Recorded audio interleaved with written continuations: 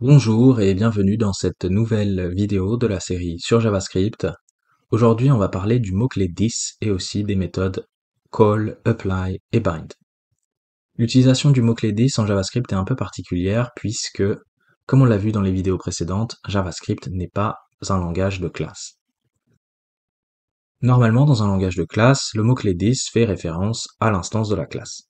Donc dès qu'on va créer un objet avec une classe, le mot-clé this va faire référence à cet objet. Mais en JavaScript, il n'existe pas véritablement de classe. Et donc la référence du mot-clé this va dépendre du contexte dans lequel ce mot-clé est utilisé. Si par exemple on essaye de loguer directement le mot-clé this au niveau du fichier index.js, on va tomber sur l'objet global. Puisqu'on utilise le script dans le navigateur, l'objet global ici va être l'objet window, donc qui représente la fenêtre du navigateur. Et donc dans cet objet window, on va avoir tout un tas de méthodes et de propriétés. On peut d'ailleurs rajouter des propriétés. Et si on sauvegarde, à l'intérieur de l'objet window, on a bien notre nouvelle propriété. De la même manière, on peut aussi accéder directement à cette propriété depuis l'objet window, et on a bien la valeur de 17. Maintenant, si on essaye d'utiliser le mot-clé this à l'intérieur d'une fonction,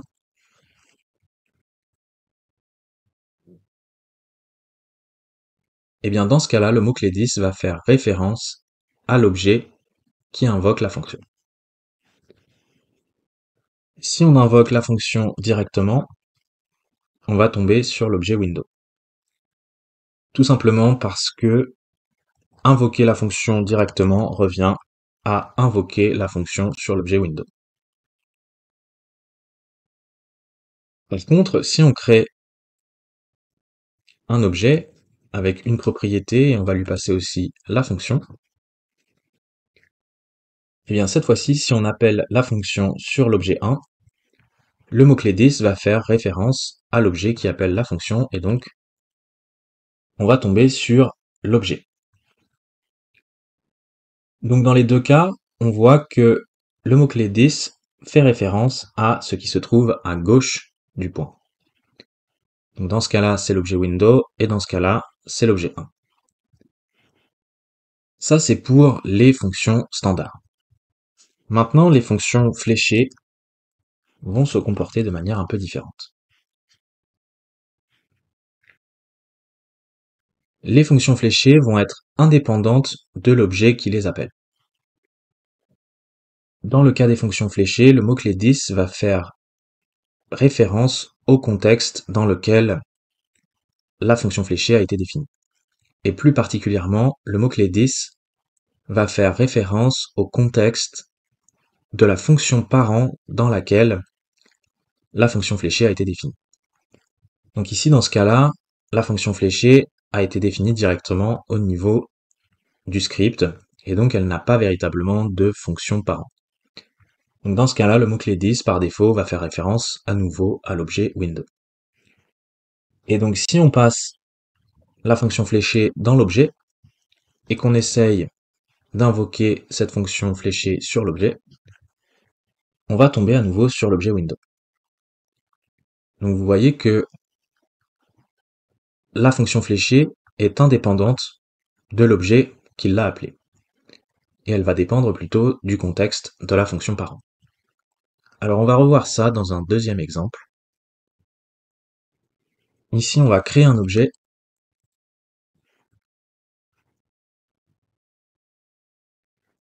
On va lui donner une première propriété et une deuxième propriété qui va être un tableau. Et ensuite, on va créer une méthode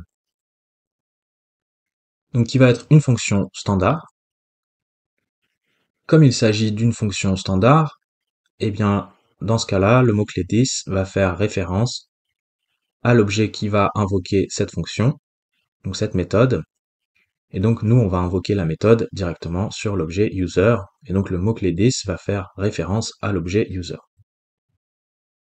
Donc ici, on peut accéder au tableau et on va utiliser une boucle for each. Donc cette méthode prend une fonction callback. Ici, en paramètre, on passe l'item sur lequel on est en train d'itérer. Et dans le message, eh bien, on va essayer d'accéder à la propriété username.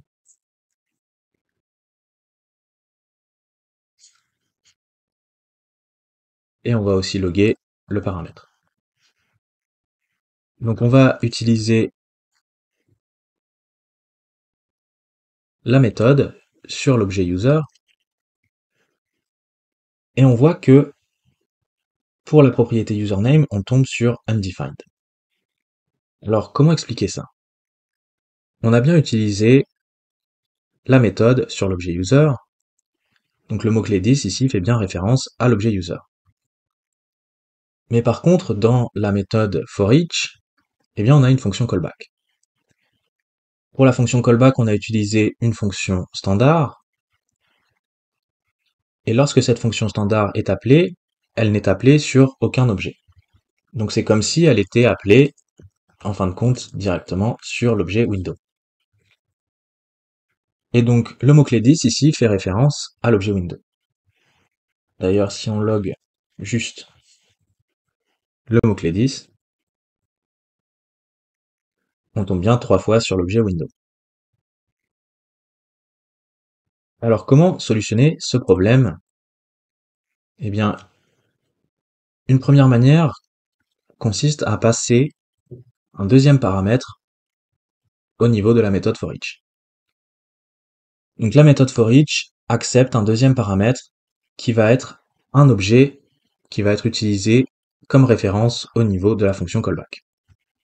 Et donc nous, au niveau de la référence, on va passer this qui fait donc référence à l'objet user. Et dans ce cas-là, cette fois-ci, tout fonctionne. Une deuxième manière consiste à utiliser une fonction fléchée. Donc ici, au lieu d'utiliser une fonction standard, on va passer la fonction fléchée en callback. Et donc, comme on le disait tout à l'heure, les fonctions fléchées vont être indépendantes de l'objet sur lequel on applique la fonction, mais elles vont dépendre du contexte de la fonction parent. Et donc ici, en l'occurrence, le contexte de la fonction parent de la fonction fléchée, eh bien ça va être le contexte de showSkills, donc c'est la fonction parent, et donc le contexte de showSkills, c'est bien this, qui fait référence à user. Et donc dans ce cas-là, normalement, si on sauvegarde, on obtient le même résultat. Maintenant, on va voir un troisième cas, c'est celui des fonctions constructeurs. Donc ici, on va créer une fonction constructeur, et à nouveau, on va loguer le mot-clé this, et on va construire un objet avec cette fonction. Et on voit ici que le mot-clé this fait référence à un objet vide. Et c'est ce qui va nous servir pour créer justement des nouveaux objets. Donc la fonction constructeur, elle, crée un objet vide, et ensuite on peut utiliser cet objet vide pour lui rajouter des propriétés. Et dans ce cas-là, on obtient bien notre objet avec la propriété.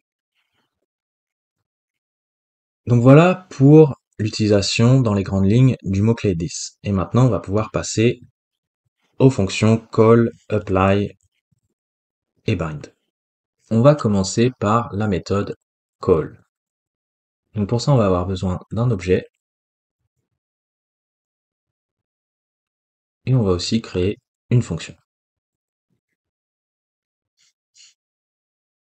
qui va prendre un paramètre et qui va nous servir pour ajouter des articles au panier de l'utilisateur.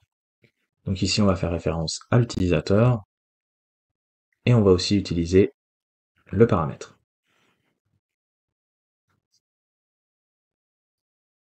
Et donc ici, on va avoir un problème lorsqu'on va souhaiter utiliser la fonction directement sur l'objet.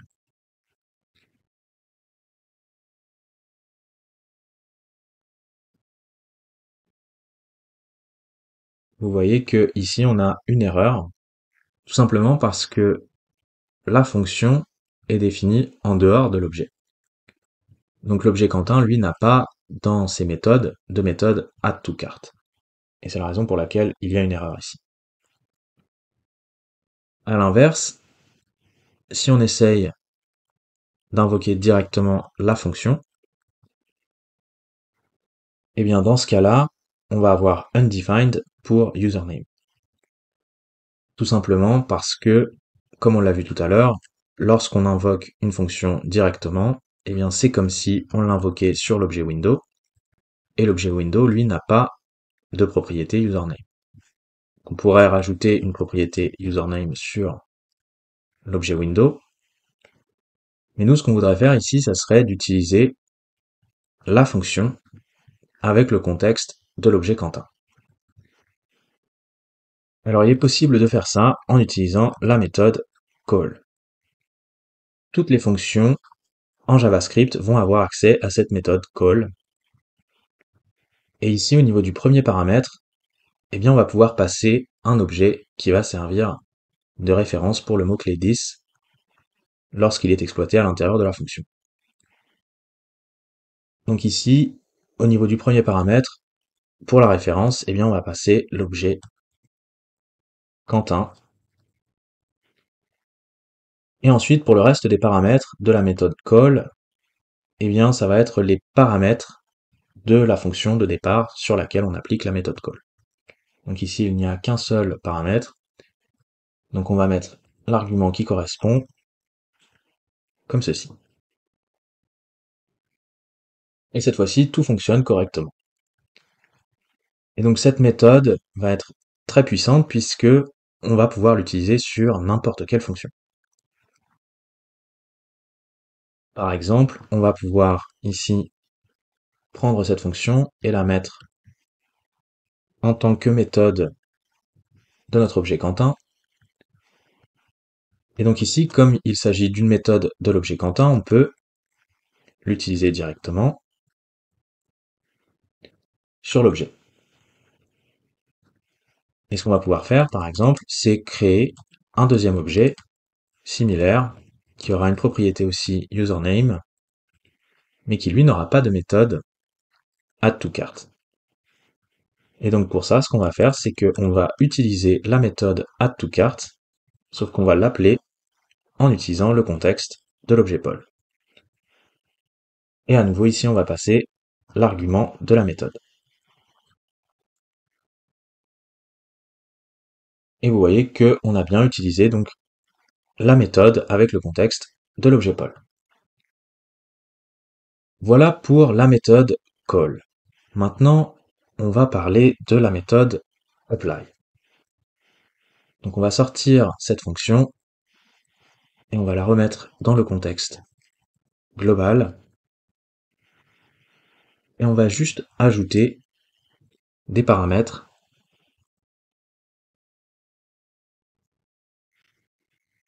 Et ici, au niveau du message,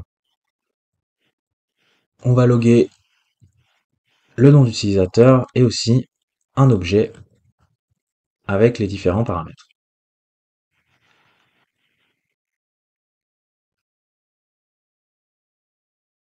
Donc on peut utiliser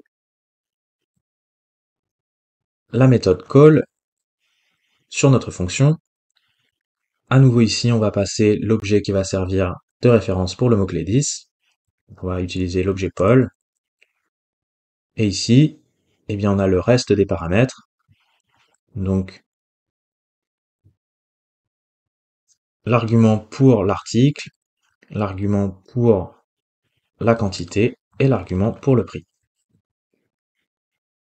Donc ici, tout fonctionne correctement, mais il existe aussi une autre possibilité qui consiste à utiliser la méthode apply. Donc à nouveau, la méthode apply va prendre un objet qui va servir de référence, sauf qu'ici, au niveau du deuxième paramètre, elle va prendre un tableau. Et donc on va pouvoir passer les arguments restants dans un tableau.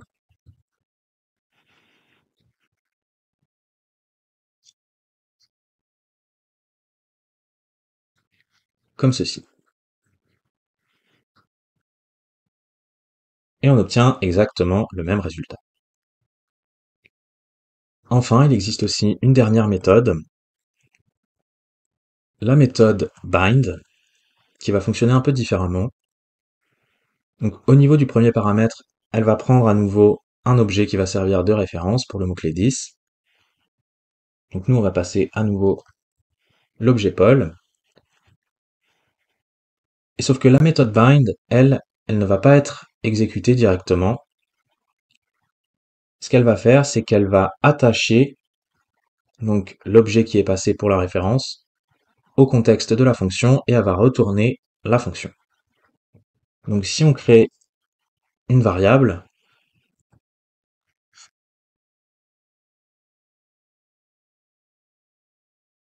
on devrait avoir ici une fonction.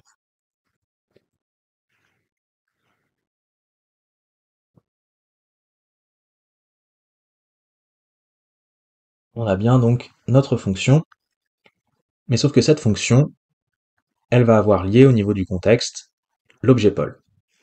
Et donc dès qu'on va utiliser cette fonction, eh bien l'objet qui sera utilisé pour la référence du mot-clé 10, ça sera l'objet Paul. Donc maintenant on peut passer les paramètres.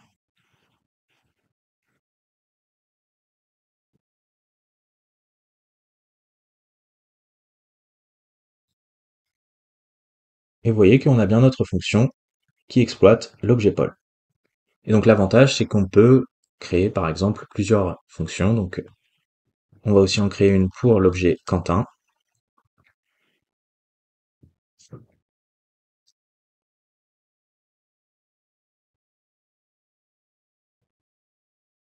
Et on va lier donc pour cette fonction la fonction de départ, et cette fois-ci avec l'objet Quentin.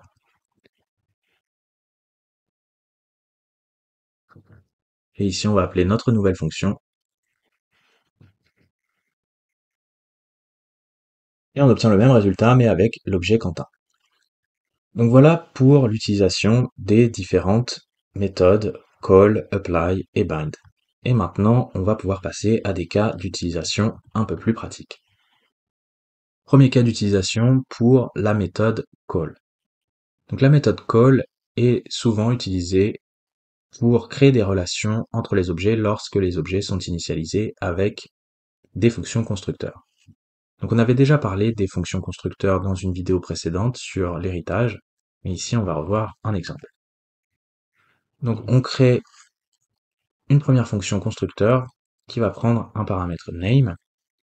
Donc cette fonction constructeur va créer un objet vide et on va pouvoir assigner la propriété passée en paramètre à cet objet vide. Ensuite, on va créer une deuxième fonction, donc qui va être aussi une fonction constructeur et qui va prendre un paramètre name et aussi un paramètre job. Et on va vouloir que les objets développeurs héritent des propriétés des objets personnes. Et pour faire ça, eh bien, on va utiliser la première fonction et on va lui appliquer la méthode call. Et donc ici, on a besoin de renseigner l'objet qui va servir de référence. Et donc dans ce cas-là, on va passer l'objet vide qui a été créé par la fonction développeur. Donc la fonction personne a aussi besoin d'un paramètre name et on va utiliser le paramètre qui a été passé ici dans la fonction. Et donc normalement à ce stade, eh bien, on a un objet développeur qui possède une propriété name. Et maintenant, il ne reste plus qu'à ajouter la propriété job. Et donc on va pouvoir créer un objet développeur, donc on utilise le mot-clé new, on invoque la fonction constructeur, ici on va passer un prénom et un job. Et si on log cet objet dans la console, on a bien un objet développeur qui a hérité des propriétés des objets personnes. Donc voilà pour le premier cas d'utilisation avec la méthode call. Ensuite, deuxième cas d'utilisation pour la méthode apply. Donc ici, on va commencer par créer deux tableaux, donc avec des suites de nombres,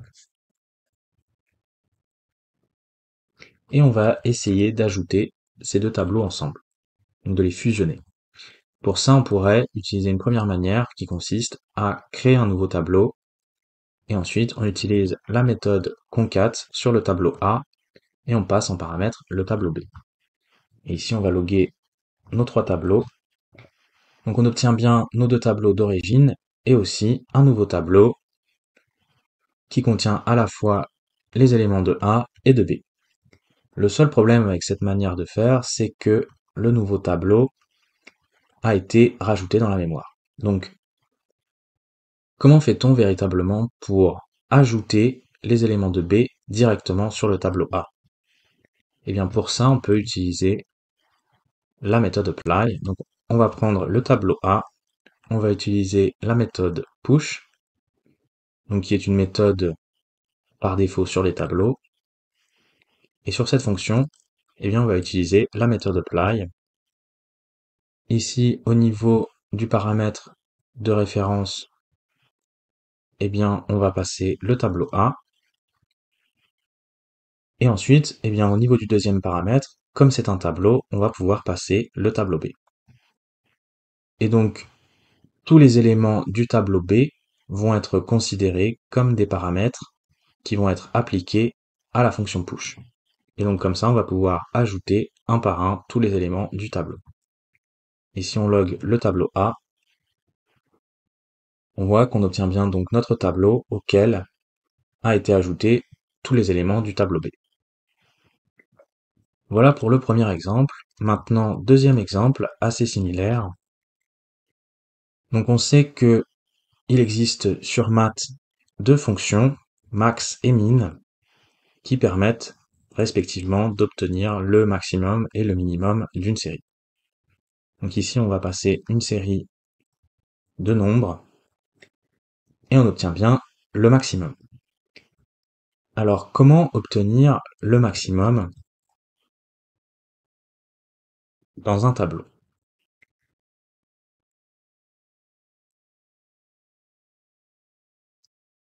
On va créer d'abord un tableau et ensuite, eh bien, comme tout à l'heure, on va utiliser la méthode apply directement sur la fonction max. Ici, au niveau du premier paramètre, on ne va pas avoir besoin de référence, donc on va mettre nul. Et par contre, au niveau du deuxième paramètre, eh bien, on va passer le tableau. Et donc encore une fois, tous les éléments du tableau vont être considérés comme des paramètres qui vont être appliqués à la fonction max. Et donc, on devrait obtenir le maximum du tableau. Donc voilà des cas d'utilisation pour la fonction apply. Enfin, dernier cas d'utilisation, la méthode bind. Donc la méthode bind peut être utilisée notamment pour créer des fonctions partielles. Alors on avait déjà parlé des fonctions partielles dans une vidéo précédente sur les fonctions query. Et donc on va d'abord revoir un exemple de fonction partielle avec la fonction query et ensuite on verra un exemple avec la méthode bind. Donc ici on va commencer par créer une fonction login qui va être une fonction query. Cette fonction va retourner une première fonction qui va prendre comme paramètre un email. Elle va retourner ensuite une deuxième fonction qui va prendre comme paramètre un mot de passe. Et en définitive, elle va retourner un console log avec un email et le mot de passe. Et maintenant, on va pouvoir s'appuyer sur cette fonction de base, qui a une structure de fonction query, pour créer une nouvelle fonction qui va nous permettre de faire un login par défaut. Donc ici, on va invoquer une première fois notre fonction query. On va passer ici donc l'argument qui correspond à l'email et qui sera donc l'email par défaut du login. Donc ici, dans cette variable, on a le résultat de l'invocation de la fonction query et donc on obtient ce qui est retourné, à savoir une fonction qui requiert un mot de passe. Et donc maintenant, on va pouvoir invoquer cette nouvelle fonction et renseigner le mot de passe qui correspond à l'email par défaut. Donc voilà pour la création d'une fonction partielle avec une fonction query. Et maintenant, on va voir la même chose avec la méthode bind. Donc on va commencer par recréer une fonction login. Cette fois-ci, ça va être une fonction standard, donc avec deux paramètres. Et ici, comme tout à l'heure, on va simplement loguer les deux paramètres. Et on va pouvoir, comme tout à l'heure, recréer une deuxième fonction qui va s'appuyer donc sur la fonction de base. Et ici, on va appliquer la méthode bind sur la fonction login. Donc on sait que lorsqu'on applique la méthode bind, eh bien, ça retourne une nouvelle fonction qui va être stockée dans cette variable. Donc ici, au niveau du premier paramètre, on doit renseigner une référence. Donc ici, on va pas avoir besoin de référence, donc on va passer nul. Et par contre, au niveau des arguments, eh bien, on va renseigner simplement le premier argument qui correspond à l'email par défaut. Et donc maintenant, on peut utiliser cette nouvelle fonction et renseigner le mot de passe. Et on obtient le même résultat que tout à l'heure. Donc voilà pour un cas d'utilisation de la méthode bind. Maintenant, dernier point que je voulais aborder dans cette vidéo, c'est l'utilisation donc de ces trois méthodes, call, apply et bind, sur les fonctions fléchées. Donc on va reprendre l'exemple de tout à l'heure. On avait créé un objet et on avait aussi créé une fonction qui était une fonction standard, sauf que cette fois-ci, on va créer une fonction fléchée. Donc on avait ici un paramètre et on loguait un message qui faisait référence au nom d'utilisateur et qui utilisait également le paramètre. Et donc on va essayer d'appliquer une de ces trois méthodes. Donc on va prendre la méthode call sur la fonction fléchée. Donc ici normalement on doit renseigner un objet qui va servir de référence pour le mot-clé 10. Donc on va passer notre objet Quentin et ici on a le reste des paramètres de la fonction. Donc on va passer l'argument qui correspond à l'article comme ceci. On sauvegarde et on voit que username est undefined. Donc aucune de ces trois méthodes, que ce soit call, apply ou bind, ne va fonctionner avec les fonctions fléchées. Tout simplement parce que, on l'a vu précédemment, eh bien, les fonctions fléchées ne s'appuient pas sur l'objet qui les invoque pour la référence. La référence d'une fonction fléchée va dépendre de l'endroit où elle a été définie et plus particulièrement de la fonction parent dans laquelle elle a été définie. Et donc ici, il n'y a pas de fonction parent, et donc par défaut, le mot-clé 10 fait référence à l'objet window. Donc on ne va pas pouvoir utiliser ces méthodes sur les fonctions fléchées. Et alors ça pourrait paraître un désavantage, mais en réalité c'est plutôt un avantage. Et depuis l'introduction des fonctions fléchées en JavaScript, eh bien on va plutôt utiliser les fonctions fléchées. En fait, le fait que ces fonctions fassent référence au contexte du parent va être plutôt utile pour tout ce qui va être les fonctions callback, etc. Et donc, en réalité, depuis l'introduction des fonctions fléchées, eh bien, on n'utilise presque plus les trois méthodes call, apply et bind. Donc voilà, c'est à peu près tout ce que je voulais vous dire sur le mot-clé 10 et aussi sur ces méthodes. Donc j'espère que ça vous aura plu. Si vous avez aimé cette vidéo, n'hésitez pas à mettre un commentaire et on se retrouve très bientôt pour la suite de la série sur JavaScript.